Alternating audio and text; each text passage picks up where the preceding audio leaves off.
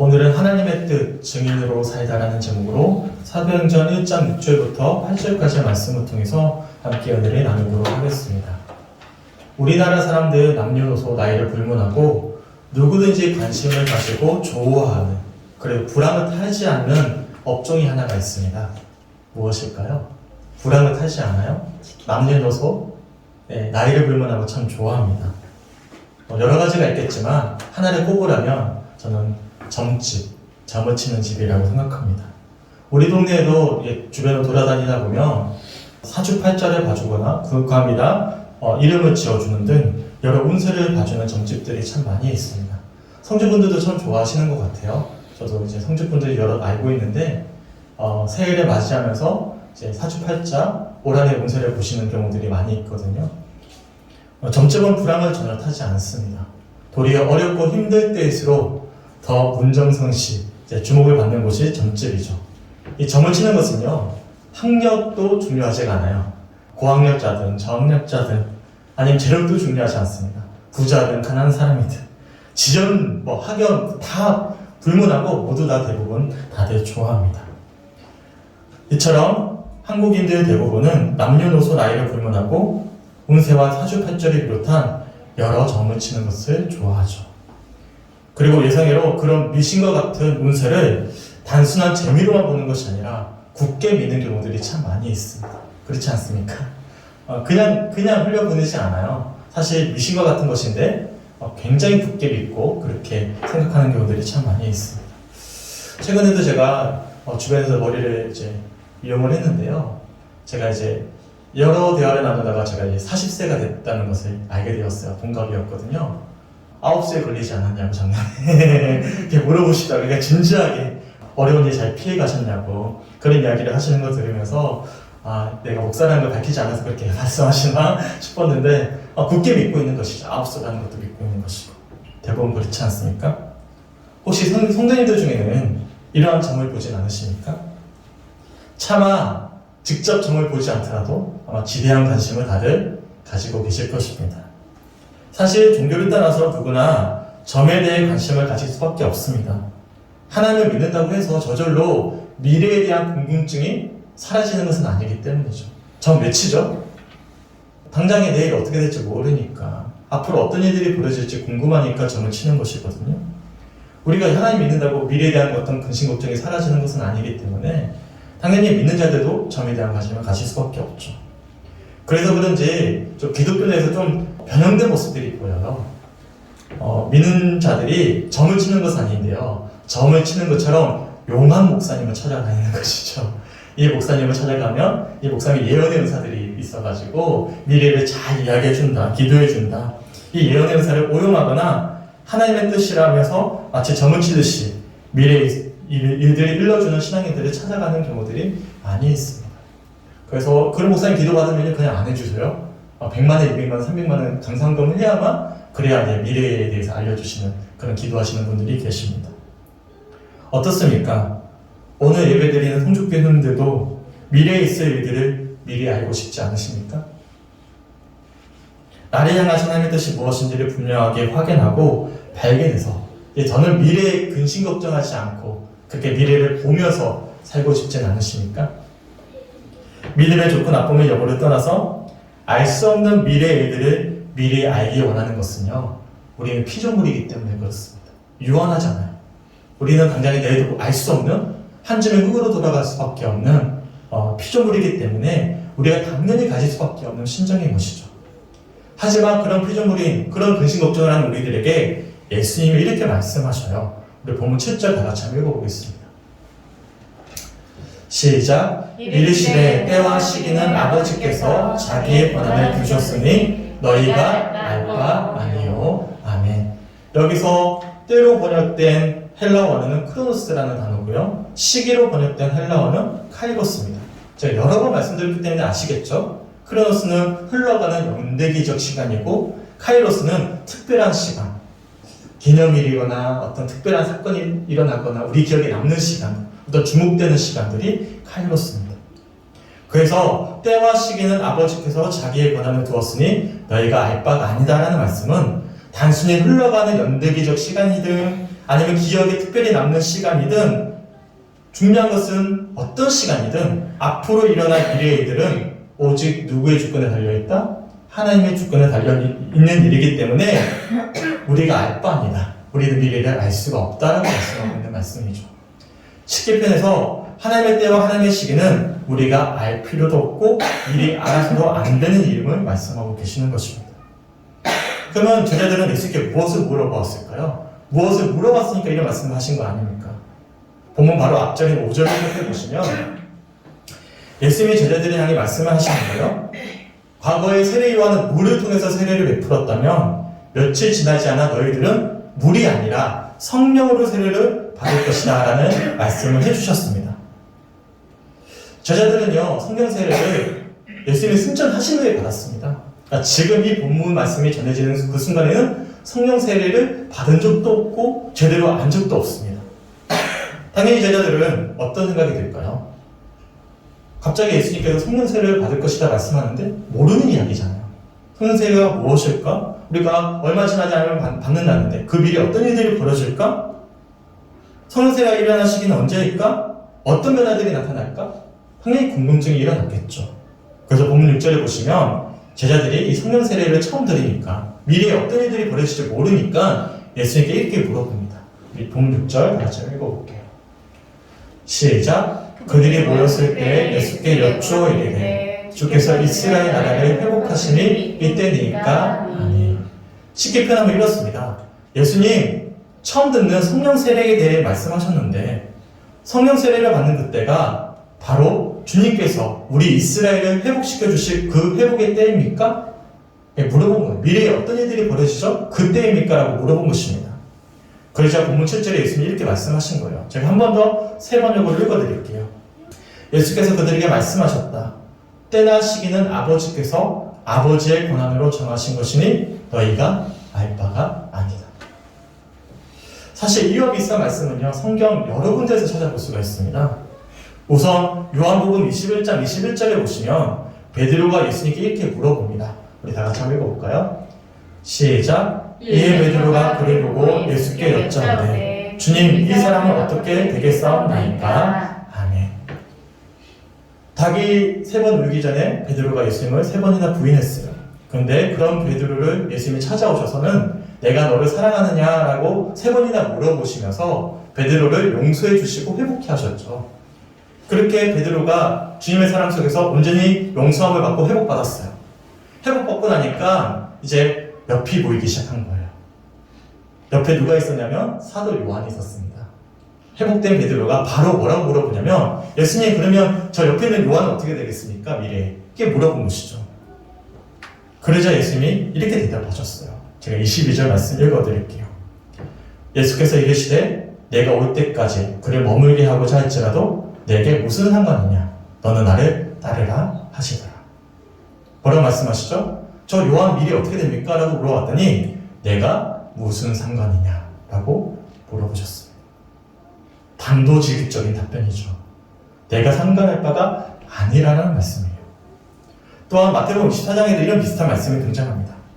제자들이 예수님께 마지막 날에 일어날 일들과 그때가 언제인지 물어봅니다. 그러자 예수님께서 마지막 날에 일어날 징조들에 대해서 여러 가지로 말씀하셔요. 그리고 마지막쯤에 마태복음 24장 36절에 이렇게 말씀하십니다. 우리 마태복음 24장 36절 말씀 다 같이 한번 읽어볼게요. 시작. 그러나 그날과 그때는 아무도 모르나니 하늘의 천사들도 아들을 모르고 오직 아버지만 아시느니라. 아멘. 마지막 날, 그날 그때 언제입니까? 라고 물어봤더니 예수 하신 말씀이 그날과 그때는 오직 하나님만이 알 수 있는 유일한 권한이기에 나 역시도 모른다. 당연히 제자들 역시도 상관할 일이 아님을 단도직입적으로 말씀하셨어요. 그러면 이러한 어떤 말씀들을 통해서 우리가 깨달아야 할 사실이 무엇이겠습니까? 우리가 무엇을 놓치지 말아야 되는 것이죠? 우리 본문 8절 말씀 다 같이 한번 읽어보겠습니다. 시작. 오직 성령이 너에게 임하시며 너희가 권능을 받고 예루살렘과 온 유대와 사마리아와 땅끝까지 이르러 내 증인이 되리라 하시니라. 아멘. 예수님 성령 세례 받으면 어떻게 됩니까? 언제 그런 일들이 벌어집니까? 라고 물어봤더니 예수님이 8절에 결론적으로 뭐라고 말씀하시냐면 뭐라고 말씀하시죠? 그때와 시기를 너희가 알 바가 아니다. 그리고 8절 뭐라고 말씀하시죠? 내 증인이 될 것을 말씀하고 있는 것입니다. 미래에 있을 그때와 그 시간을 물어보는 제자들을 향해 하나님의 주권이요 권한인 그때와 그 시간에 관해 관심을 가질 것이 아니라 지금 이 순간 너희가 먼저 증인된 삶을 살아갈 것을 요청하고 계시는 것이죠. 앞에서 살펴봤던 요한복음 21장에서도 그랬습니다. 동료 사도 요한의 미래를 궁금해하던 베드로를 향해 예수님이 뭐라고 말씀하셨죠? 내가 무슨 상관이냐? 너는 나를 따르라. 증인이 될 것을 요청하고 계시는 것이죠. 미래의 일들을 지레짐작 궁금해하지 말고 증인된 삶을 살 것을 말씀하고 계시는 것입니다. 미래를 궁금해하기보다는 현재 주어진 오늘이라는 하루 속에서 참된 증인된 삶을 살아갈 것을 우리 예수님께서 제자들에게 요청하고 계시는 것이죠. 실제로 제자들은요, 사도행전 2장에 이르러서 정말 예수의 말씀처럼 얼마 지나지 않아 성령 세례를 받게 됩니다. 그리고 성령 세례를 받은 제자들은 더 이상 미래를 궁금해하지 않아요.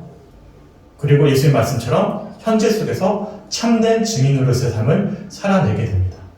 사도행전 2장 46절과 47절 말씀 제가 한번 읽어드릴게요.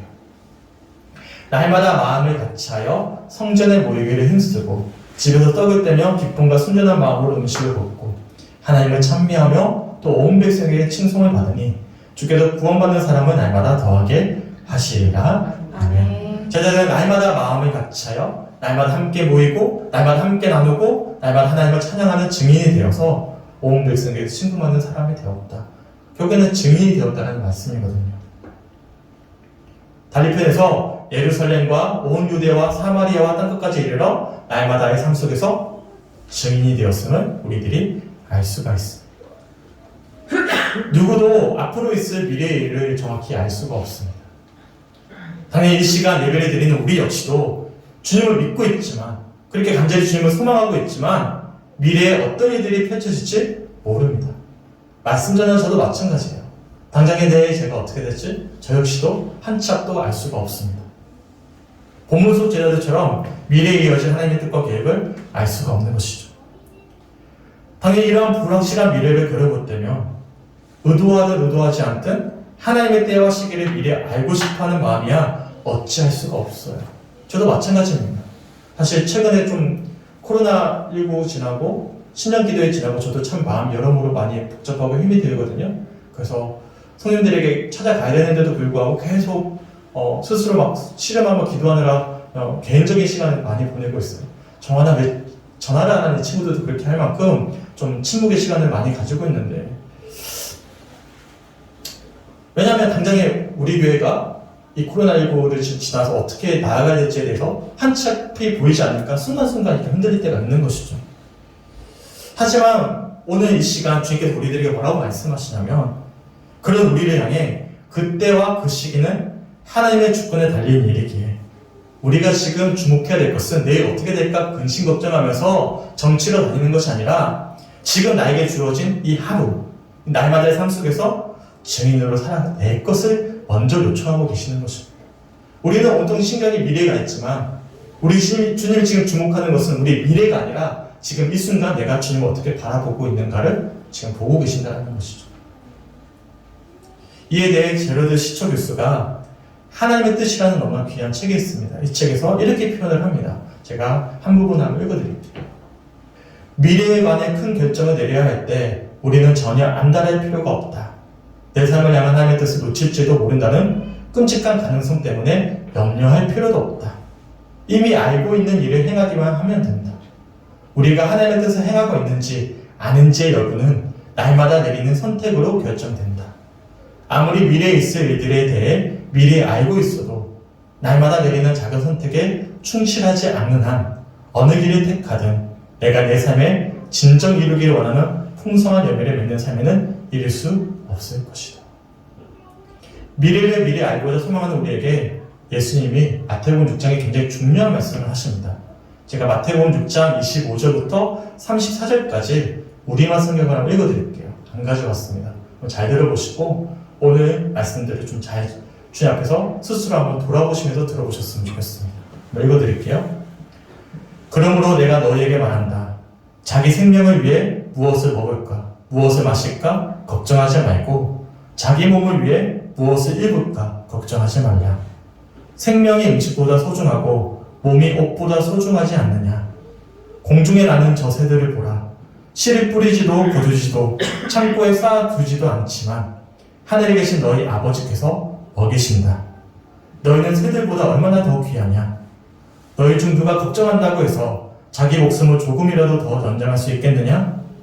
어째서 너희는 꼭 걱정을 하느냐. 들에 핀 저 백합꽃이 어떻게 자라는지 보라. 일하거나 옷감을 짜지도 않는다. 그러나 내가 너에게 말한다. 그 모든 영화를 누렸던 솔로몬도 이 꽃 하나만큼 차려입지는 못했다. 오늘 있다가도 내일이면 불 속에 던져질 들풀도 하나님께서 그렇게 입히시는데 하무며 너희는 얼마나 더 잘 입히시겠느냐. 믿음이 적은 사람들아. 그러므로 무엇을 먹을까, 무엇을 마실까, 무엇을 입을까 걱정하지 말라. 이 모든 것은 이방 사람들이나 추구하는 것이다. 하늘에 계신 너희 아버지께서는 너희에게 이런 것이 필요하다는 것을 아신다. 오직 너희는 먼저 그 나라와 그의 의를 구하라. 그러면 이 모든 것도 너희에게 더해주실 것이다. 그러므로 내일을 걱정하지 말라. 내일은 내일이 맡아서 걱정할 것이요 한낮의 괴로움은 그날에 겪는 것으로 충분하다. 아멘. 쉽게 표현하면 이렇습니다. 내일을 걱정하지 마라. 무엇을 먹을까 마실까 입을까 걱정하면서 내일을 걱정하는 것은 믿지 않는 자들이나 추구하는 모습이다. 오직 너희는 먼저 그의 나라와 그의 음안을 구하면서 주어진 하루를 살아가라. 그러면 공중에 나는 새와 내일이면 불 속에 던져질 들풀도 아끼시는 하나님께서 너희에게 이 모든 것을 더해 주실 것이다 라는 이야기예요. 성경에 수많은 인물들이 등장합니다. 그들 역시도 우리처럼 당장에 알 수 없는 미래의 문제 때문에 고뇌하고 궁금해하곤 했었습니다. 단적인 예로 믿음의 조상이라 부르는 아브라함을 떠올려 보십시오. 잘 살고 있는 아브라함에게 하나님께서 뭐라고 말씀하시죠? 너는 너의 고향과 친척과 아버지의 집을 떠나 내가 내게 보여줄 땅으로 가라는 말씀을 들었습니다. 불확실한 미래죠. 말씀만 붙잡고 가야 됩니다. 다 버려두고 가야 돼요. 얼마나 그 불확실한 미래 때문에 고뇌하고 궁금해했을까요? 우리가 똑같았겠죠.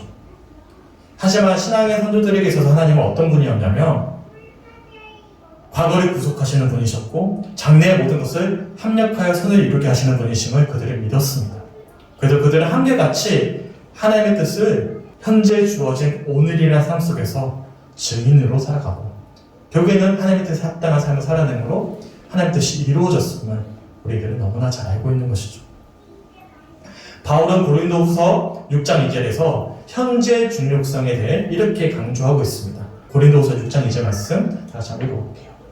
시작. 보라 지금은 은혜 받을 만한 때요 보라 지금은 구원의 날이로다. 아멘. 바울은 미래의 그때와 그 시기는 온전히 하나님의 주권에 달린 일이라는 사실을 확신했었기에 고단한 현실 속에서도 참된 증인의 삶을 살아낼 수가 있었어요. 그리고 오늘이라는 현실 속에서 증인된 삶을 살았던 바울이 보라 지금 은혜 받을 만한 때다. 지금이에요. 지금. 보라 지금은 구원의 날이다. 구원이 미래형이 아닙니다. 죽어서만 가는 천국이 아닌 것이죠. 지금이에요. 지금. 현실을 주목하고 있음을 우리들이 알 수가 있어요. 앞에서 소개드렸던 이 제레도 시처 교수가 하나님의 뜻이라는 책을 저술하기 전에 큰 사고를 겪었습니다. 이분이 결혼을 했는데 오랫동안 아이가 생기지 않았어요.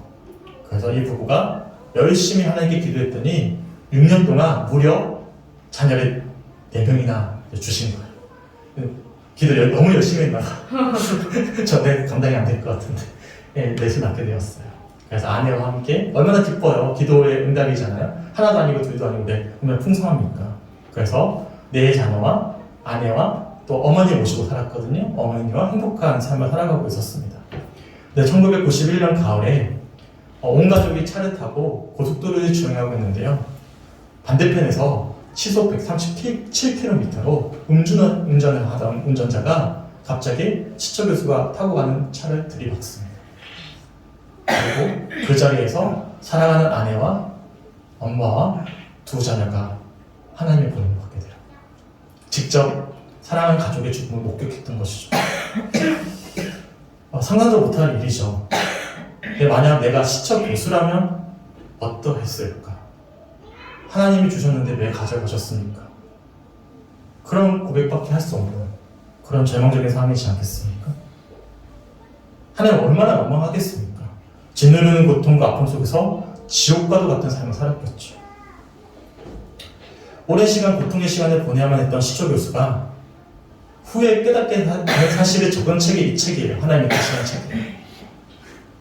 그러면서 뭐라고 대략적으로 이야기하냐면 내가 아무리 분노하고 원망해도 과거에 일어났던 끔찍한 사고가 시도되지 않는다는 사실을 깨달았다는 거예요.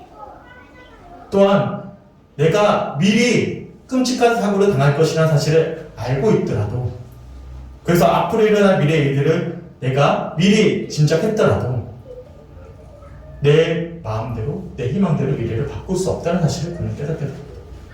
그래서 시초 교수가 자신의 책에 이렇게 고백합니다. 제가 한 번만 읽어드릴게요. 난관과 고난에 부딪힐 때 우리는 자신이 하나님의 뜻에 벗어나는 결정을 내렸기 때문이라고 결론 짓는 경우가 비일비재하다.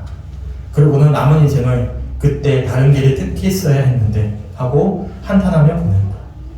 아이러니하지만 그렇게 함으로써 우리는 자신이 처한 상황에서 하나님의 뜻을 행하며 그분과의 관계를 세워나갈 기회를 허비하는 것이다. 내 고통은 하나님이 뜻하신 것인가? 이 한 가지 질문이 줄곧 나를 괴롭혔다. 하지만 그 비극 때문에 내 남은 삶을 망친다면 무슨 유혹이 있을 것인가? 나는 출혈을 멈추고 상처를 싸매고 다시 살아가고 싶었다. 그런 반응이 하나님의 뜻임을 알았다. 내가 이 시간 아무리 불평하고 원망하더라도 과거의 현실을 바꿀 수 없고 혹여나 내가 미래에 끔찍한 사고가 일어날 것을 알았더라도 이것이 내 삶에 어떠한 유익도 될 수 없음을 깨닫고는 슬픈 마음 가지고 이 현실 속에서 남은 가족들을 위해서 또한 다시 만나 주님을 바라보면서 정직하게 살아가는 것이 하나님의 뜻임을 고백하는 그런 내용이었어요. 지난주 화요일에 우리 교회에서 섬기고 있는 유일교 선교사님 박원의 선교사님의 둘째 아들 로이의 사고 소식이 있었습니다. 사실 바로 전날만 하더라도 SNS에 온 가족이 재밌게 놀고 있는 사진이 올라와 있었어요. 전혀 다음날 무슨 일이 일어날지 모르고 행복한 모습을 제 사진을 통해서 보았습니다. 근데 갑자기 제 동기 카톡에 은혜 선교사, 일표 선교사 둘째가 하나님의 보냄을 받았다, 사고가 났다 라는 소식을 듣고는 제가 얼마나 놀랐는지 몰라요. 저희는 이제 중환자실에서 한 달 넘도록 우리 아이가 생명을 오가는 시간들을 거쳤거든요. 당장에 오늘이 마지막이구나 라는 생각을 참 많이 했습니다. 그래서 그 자녀가 주는 이 아픔이 자녀가 제대로 못 되고의 문제가 아니라 살 수 있을지 못 살지에 대한 어떤 문제 때문에 고민하는 것이 얼마나 그것이 우리를 짓누르고 힘들게 하는지 몰라요. 당연히 이 친구의 마음 좀 공감할 수가 없어요. 왜냐하면 단순히 고민하는 문제가 아니라 하나님이 데려가셨기 때문에. 그런데 얼마 지나지 않아서 박은혜 선교사님 SNS에 이런 글이 올라왔어요. 이 글 속에 루아라는 친구가 나오는데 이 루아는 로이의 누나예요. 제가 그 잠깐만 읽어드리겠습니다. 오늘 우리 루아가 로이를 그렸다. 열심으로 로이를 그리는 루아를 보며 참 많이 속상도 하고 한편 미안도 되었다. 어제 갑작스런 사고로 로이가 우리 중 가장 먼저 주님 곁으로 갔다. 루아가 말했다. 이거 꿈 아니지? 만약 꿈이라면. 눈물을 떨구며 반절 보고 싶고 반절을 같이 놀고 싶어서. 엄마, 하나님 우리 사랑해서 로이를 선물로 주셨었는데 하나님이 로이를 너무 사랑하셔서 데리고 가셨어. 맞다, 의심치 않는다. 그래도 참 많이 그립고 그리울 것 같아서 눈물이 난다. 아침에 우리 방 문을 열고 와서 안길 것만 같다. 우리 집 비주얼 담당이었는데, 우리 집 사랑스러운 쟁이였는데, 우리 집 유일한 아들이었는데, 루이가 어제 눈 감은 로이를 쓰다듬으며 우리 가족이 밤마다 인사하던 인사로 마지막 작별을 했다. 존귀하고 값지며 하나님 사랑 많이 받는 로이입니다. 어제 아침 로이와 로시, 나 셋이 아침 식사하며 대화를 했다. 로이, 엄마 예수님이 십자가에 죽었지? 그런데 다시 살아나셨지. 하늘로 가셨지. 하나님 옆으로 가셨지. 다시 오시지. 응. 그리고 지금 너희 마음속에 성령님으로도 계시지. 나는 궁금해서 하는 질문이라고 생각했는데 지금 생각하니 로이의 신앙 고백이지 않았을까? 로이는 그렇게 하나님과 예수님 곁으로 본향으로 갔다. 본인이 궁금해하던 외할머니 만나고 있을 테고 본인이 좋아하던 반짝반짝 있는 곳에서 너무 행복하고 신나고 파티하고 즐기고 있을 테니 걱정 없다. 다만 동생을 갑자기 잃은 루아와 로이를 갑자기 잃은 우리 부부가 로이를 참 많이 그리워할 것 같아서 이 폭풍을 함께 서 있는 9개월 로시를 포함해 남은 가족에게 중국어가 절실하다. 그래서 저희 가족을 위한 기도를 요청을 합니다. 라는 글이 올라왔어요. 저는 사실 많이 놀랐어요. 이 글을 보면서. 왜냐면 저는 이 친구의 믿음에 반절을 못 따라가는 것 같아요. 저는 읽은 글을 어떻게 올리지? 못 올릴 것 같은데? 당장에 지금 막 미칠 것 같은 건데 얼마나 하나님께 원망과 불평이 가득하겠어요. 무슨 말이 귀에 들어오겠습니까? 고백이 필요하겠어요. 근데 이 친구가 너무 놀라운 거예요. 선교사 믿음이구나 이게. 이미 우리가 하나님 곁에 가 있음을 아기부터 시작해서 온 가족이 굳건히 믿고 있는 거예요. 그래서 다 지금 눈물 흘리면서 불평하고 원망할 그 시간에 사랑했던 로이를 그리면서 함께 가족이 또한 주님을 소망하는 모습들이 너무나 귀했지만 너무나 경이로웠어요. 보통 이제 그렇더라고요. 부부가 자녀를 잃게 되잖아요. 그러면 대부분은 부부 사이가 멀어집니다. 이혼까지 가게 됩니다. 왜냐하면 남편 탓, 아내 탓 하면서 그 원망과 불평을 배우자에게 다 쏟아내기 때문에 아이를 잃고 나면 대부분은 가족이 깨어집니다. 근데 이 친구의 가족은 아이를 잃은 지 얼마 되지도 않았는데도 불구하고 얼마나 슬프겠어요. 안 슬픈 부모가 어디 있습니까? 근데 첫째 루아로부터 시작해서 온 가족이 별이 된 로이를 추억하고 함께 만날 그날을 소망하는 모습을 보면서 같은 친구이지만 참 경이로운 믿음이구나라는 것을 보면서 참 그랬어요. 아니 애정 같았으면 다른 친구의 죽음이었으면 아마 지금 저 펑펑 울고 있을 거예요. 똑같이. 얼마나 공감이 되겠어요. 하지만 지금 눈물이 안 나는 이유는 이 친구들의 마음이 어느 정도 읽혀지기 때문에 그렇습니다. 그리스도인들은요, 믿지 않는 자들처럼 미래에 있을 일들을 미리 근심하고 걱정하고 염려하고 궁금해하는 자들이 아닙니다. 공중을 아는 새들과 들에 피는 들풀도 살피시는 하나님께서 모든 것을 더해 주실 것을 믿고 지금 이 순간 오늘이라는 현실 속에서 성령의 능력으로 증인된 삶을 살아가는 사람들입니다. 그분의 나라와 우리를 구한다면 내가 미리 어떤 선택을 내리든 그것이 바로 나를 향한 하나님의 뜻이요 계획이 된다는 사실을 믿고 날마다 증인된 제자로서의 삶을 살아가는 사람들이 바로 그리스도인입니다. 점을 친다는 것은 답을 찾는다는 것이거든요. 답은 어디 있는 것이죠? 지금 이 순간 우리 예수님께 있는 거예요. 사실상당을 찾아서 정답을 얘기하는 것이 점이라면 우리는 주관식인 거예요. 이 순간 나와 함께하고 계시는 우리 주님과 날마다 삶 속에서 새로운 미래를 그려가는 것이 우리가 살아내야 될 삶인 것이죠. 그래서 이것만 선택해야만 옳다가 아닌 거예요. 이거는 세상의 관점입니다. 우리가 선택해야 되는 것은 우리 미래가 아니라 지금 이 시간 나와 함께하고 계시는 누구시죠? 우리 예수님이 우리의 답이 되셔야 되는 것이죠. 내일을 미리 걱정하는 것이 아니라 하나님의 뜻을 행할 수 있는 유일한 시간이 오늘 이 시간입니다. 우리가 지금 이 시간 하나님 뜻을 유일하게 행할 수 있는 이 시간, 오늘 이 시간 성령님과 동행함으로 증인된 삶을 살아내는 것, 이게 바로 하나님의 뜻인 것입니다. 사랑하는 성축교회 성도들, 우리가 마주해야 될 미래 여정이 녹록지가 않을 수 있어요. 하지만 우리에게 그런 미래가 염려가 되지 않는 이유는 지금 이 순간 우리 주님이 나와 함께하고 계시기 때문입니다. 그리고 그런 주님과 함께 살아내는 삶이 바로 하나님의 뜻입니다. 이러한 삶이야말로 우리를 향한 하나님의 계획이고 하나님의 소망인 것입니다. 소망하기는 한 주 동안 또한 2021년 남은 한 해 동안 정말로 그런 주님과 함께 증인된 삶을 살아내므로 하나님의 뜻을 이룰 수 있는 우리 성주교회 모든 성도들이 되시길 주님의 이름으로 간절히 축원합니다. 우리 오늘 주신 말씀들을 좀 기억하면서 묵상하며 기도했으면 좋겠습니다. 나는 지금 어디에 주목하고 있는가? 과거의 어떤 문제들 속에서, 상처들 속에서 원망하고 불평하고 있지는 않은가? 아니 미래의 어떤 염려와 근심 때문에 불평하고 원망하고 있지는 않은가? 그러면서 이 현실, 나와 함께하고 계시는 예수님은 외면한처럼 그렇게 하루하루를 허비하고 있지는 않았는가? 지금 주님이 원하시는 뜻은 무엇일까? 바로 이 순간 나와 함께하고 계시는 주님과 새로운 미래를 그려가는 것임을 기억하시면서 그런 주님을 소망하는 것에 있음을 기억하시면서 하나님의 뜻, 증인으로 살기 간절히 소망합니다. 결단하며 묵상하는 시간이 되었으면 좋겠습니다. 오늘 주신 말씀 붙잡고 함께 기도하겠습니다. 함께 기도합니다.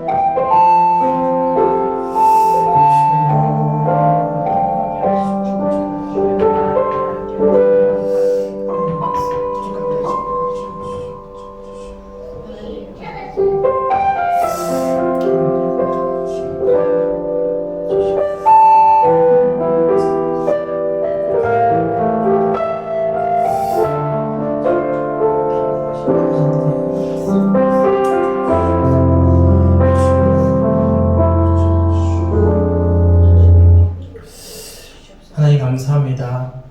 이 시간 오늘 말씀을 통해서 우리가 어떠한 믿음과 모습으로 살아내야 될지 하나님의 뜻이 무엇인지를 다시 한 번 더 마음 가운데 새겨주심에 너무나 감사합니다.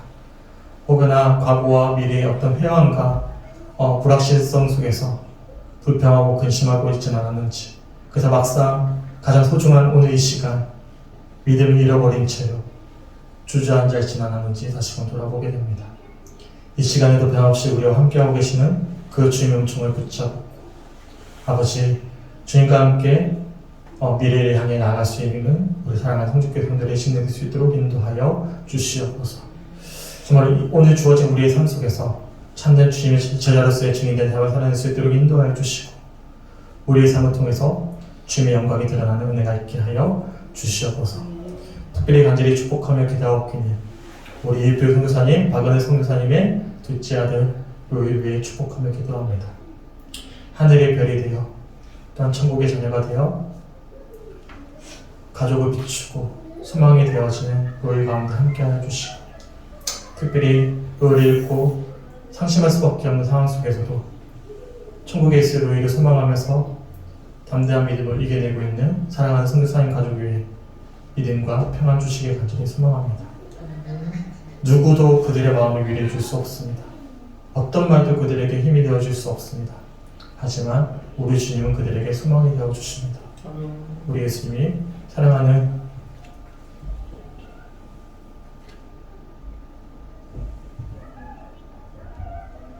선교사님 가족 위에 함께 해주시고 소망이 되어주셔서 하나님 너희를 사랑하는 만큼 더 사랑하며 사랑을 나눌 수 있는 귀한 선교사님의 가정 될 수 있도록 하나님 축복하여 주시옵소서. 우리 선교사님뿐만 아니라 우리 성주교회 모든 분들의 신앙 가운데도 동행하여 주시고 하나님 오늘 나와 함께 하시는 주님과 함께 영원한 그 나라를 바라보면서 하루하루 증인된 삶을 살아낼 수 있도록 하나님 인도하여 주시옵소서. 감사드리며 우리를 사랑하시는 예수 그리스도의 영을 간절히 기도드렸습니다. 아멘.